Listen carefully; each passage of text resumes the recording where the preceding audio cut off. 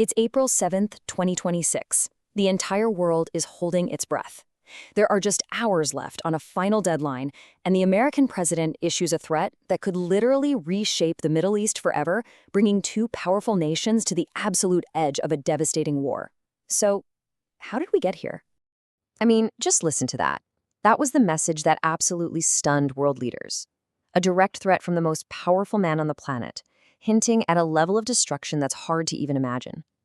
Was this just a bluff? Or was this the prelude to something unthinkable like a nuclear strike? The whole world just watched and waited. Okay, so it's really important to say up front what you've just heard is part of a speculative scenario. It's a what if based on current geopolitical analysis. For this explainer, we're going to unpack that chain of events step by step to really understand how a regional conflict could spiral into a full-blown global crisis. So let's start at the beginning. Our story really kicks off with the first 50 days of this conflict, a period of just incredibly rapid and, frankly, terrifying escalation that set the stage for everything that followed. From February 28th onward, the human cost was just staggering. We're talking over 2,000 killed in Iran, more than 2,100 in Lebanon, plus Israeli and American soldiers. And when you add it all up, you're looking at over 4,000 people killed in just those first 50 days.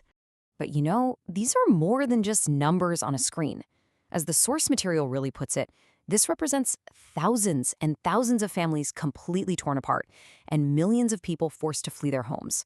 It's a really stark reminder of the real human tragedy that's always hidden behind the data. And maybe the most horrific part of this whole escalation was the targeting of nuclear sites. On March 21st, Iran's Natanz facility was hit. But even more dangerously, 4 bombs were dropped near the Bushehr nuclear power plant. A direct hit could have created a Chernobyl-level disaster, contaminating the entire Gulf and making the region's water and life unusable for generations to come. At this point, the U.S. president was out there claiming total air dominance, basically saying that Iran was militarily defeated. So what on earth happened to completely shatter that narrative and raise the stakes in such a dramatic way? Well, on April 3rd, Iran managed to shoot down a state-of-the-art American F-15E fighter jet.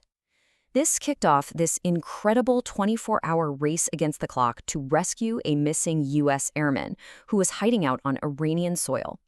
The CIA immediately launched a deception campaign, putting out false information that the crew was already safe, while elite Delta Force and Navy SEALs mounted a historic, high-risk rescue operation. And believe it or not, despite taking damage to other aircraft, they pulled it off. The mission was a success. And you have to remember, all of this was playing out against this backdrop of just mounting pressure. The U.S. administration issued 4 separate deadlines to Iran to reopen the Strait of Hormuz, which is this critical waterway for global oil, but each deadline came and went, with Iran just refusing to budge. Then, just as the world was bracing for what looked like an inevitable, massive U.S. strike, the whole story shifted. We went from military escalation to this frantic and honestly pretty confusing diplomatic scramble. I mean, can you believe this? With only 90 minutes left before Trump's final cataclysmic deadline expired, the unthinkable happened. Pakistan, using a direct line between its army chief and the U.S. president, somehow managed to broker a surprise 2-week ceasefire. And you could almost hear the entire world breathe a collective sigh of relief. But that relief didn't last long, and this is where things get really interesting and kind of messy. Pakistan's official statement said the ceasefire included a total halt to attacks on Lebanon, but almost immediately the U.S. and Israel contradicted them, saying nope, that deal only applies to Iran. And this slide right here brilliantly illustrates the problem.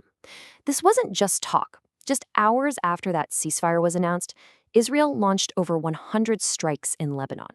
It killed more than 300 people in what was described as the deadliest bombing the country had ever seen. That fragile peace was already crumbling. So all hopes then shifted to these high-stakes peace talks in Islamabad, Pakistan. But they completely collapsed after 21 hours. And here's why. It all came down to this one point. The U.S. demanded that Iran suspend all of its nuclear activity for 20 years. Iran was only willing to agree to 5. And on that single disagreement, the entire peace process just failed. Of course, this conflict wasn't happening in a vacuum.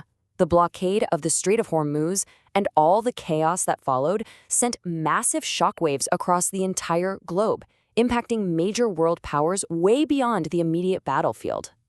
Let's just take India, for example. On April 18th, 2 of its merchant ships were actually fired upon by Iranian gunboats. A supertanker carrying 2 million barrels of oil had to completely turn back.